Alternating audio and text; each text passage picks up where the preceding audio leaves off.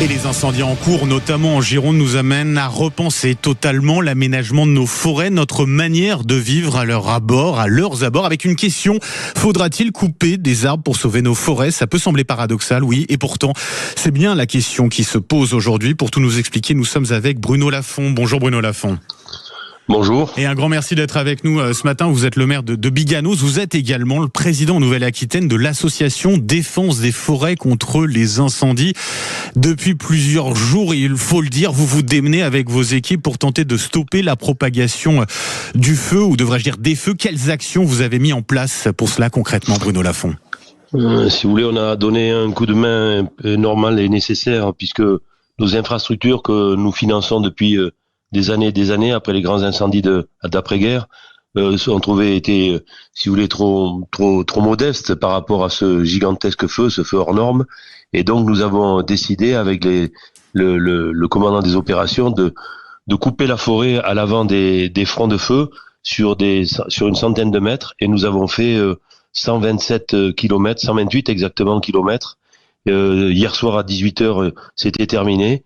Et donc en 3 jours, entre lundi matin 9h30 et hier soir 18h, nous avons réalisé ces 128 km qui sont une bande de protection que nous allons aujourd'hui humidifier au maximum là où c'est terminé, pour que lorsque le feu va arriver, il puisse mourir sur cet endroit. C'est un travail titanesque, tout cela en 3 jours. Combien de personnes, de pelleteuses, d'abatteuses d'arbres ont été mobilisées sur ces opérations, monsieur le maire? Ce sont des centaines de personnes. Nous savons que nous avons près de 200 matériels forestiers. Toute la filière forestière est à notre service, sur réquisition bien sûr de madame la préfète et du commandant des opérations.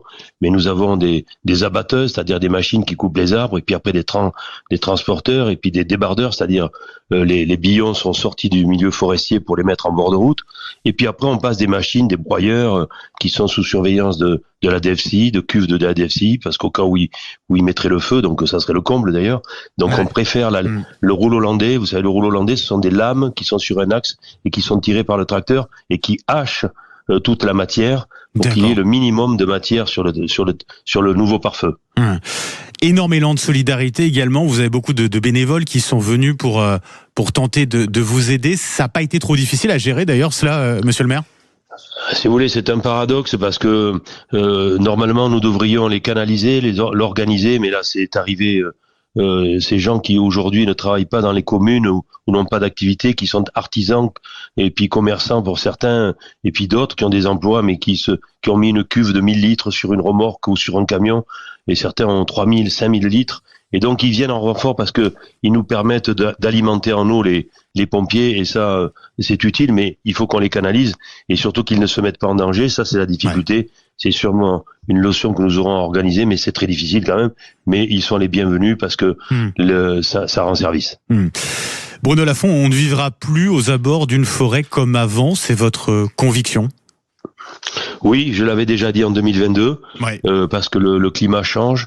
Et il faut que on acculture, c'est-à-dire qu'on explique aux personnes qui sont en France, aux citoyens, qu'aujourd'hui, il faudra être très attentif, et tout au long de l'année, dans toutes les régions de France, parce qu'il n'y aura pas aucune région qui ne sera pas concernée, principalement quand les températures, avec les 3,30, vous savez, les 3 chiffres qui sont primordiaux lorsqu'il y a des journées à haut risque. La météo des forêts que nous avions demandé, on l'a obtenue aujourd'hui. On nous parle pas simplement que de la crème solaire à mettre, mais également du feu de forêt, c'est très important. Tout ça, ce sont des nouvelles orientations. Il va falloir communiquer, et puis sévir, parce que je pense qu'à un moment donné, on ne peut pas faire que de la prévention, il faut aussi faire la répression. Communiquer également avec le président de la République. On vous a vu, vous êtes quelqu'un de très direct, j'ai envie de dire, Bruno Lafont. Vous avez interpellé directement Emmanuel Macron. Qu'attendez-vous précisément, concrètement, de la part du président de la République? Qu'il demande au gouvernement et aux responsables, si vous voulez, d'avoir du bon sens. C'est-à-dire de demander aux gens du terrain, après les retours d'expérience, après les audits, tout ce que nous avons connu, il faut après passer à la phase active, mais c'est lourd, enfin c'est compliqué, on l'entend dans différents domaines, et donc il faut essayer d'alléger tout cela. Bien sûr, chacun est dans son rang, chacun est à son travail, mais je pense qu'il faut être beaucoup plus efficace aujourd'hui, il faut qu'on raccourcisse un certain nombre de délais de décision, ou du moins de hiérarchie, pour que vraiment on passe à l'action. Il l'avait voulu en 2022, mais on n'a pas pu y arriver, et donc il faut qu'aujourd'hui on passe définitivement à l'action. Vous dites que certaines normes environnementales font plus de mal que de bien à la protection de nos forêts. Vous pensez à quelles normes, par exemple ? Écoutez, quand on nous demande de faire une étude d'impact lorsqu'on veut faire une piste forestière, ou lorsqu'on veut creuser un fossé pour que l'eau s'éloigne, eh bien, écoutez, on nous demande un travail considérable, et si on le fait pas bien, d'ailleurs, on est verbalisé. Donc, si vous voulez, il vaut mieux, je le dis très bien, perdre un peu de forêt pour en gagner beaucoup. Donc, écoutez, il faut qu'on nous aide pour quand nous, on est assez responsable. C'est pas par hasard si on est arrivé à avoir ce massif aujourd'hui. Donc, il faut qu'on continue. C'est juste sur ces normes environnementales, ça veut dire que là, ce que vous avez fait dans l'urgence, c'est vous avez agi dans l'illégalité finalement. Enfin, je sais pas ce qu'il en est exactement à ce sujet. Oui, monsieur, mais je crois que tout le monde a compris que si on n'arrête pas ça, eh ben le feu va continuer, le monstre. Donc à un moment donné, si on fait rien, ben il va venir aux portes de Bordeaux, il va. Non, mais bien sûr, l'illégalité sûrement par rapport à ce qu'on nous demande par moment.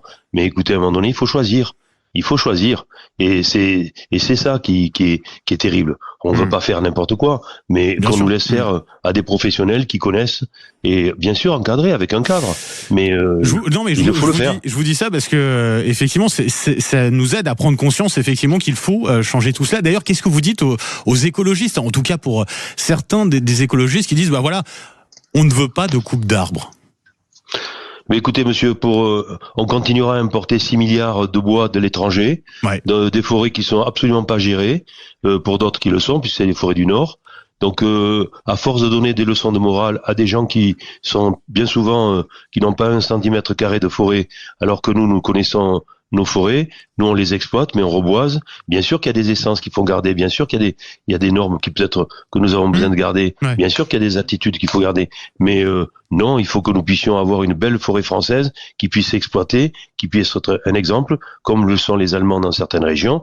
Et c'est vrai qu'il faut s'adapter aujourd'hui au changement climatique, qu'il faut faire attention à la biodiversité, mais nous sommes prêts à l'entendre.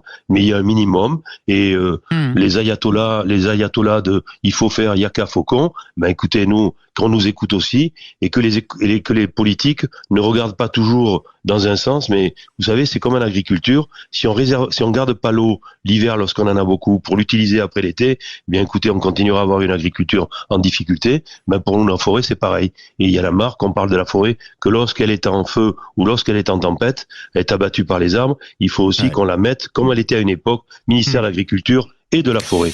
Être écouté, entendu, vous l'avez été ce matin sur Sud Radio. Merci infiniment Bruno Lafont. Vous êtes le maire de Biganos et également donc le président pour la Nouvelle-Aquitaine de l'association de défense des forêts contre les incendies. Merci et bon courage bien évidemment à vous pour la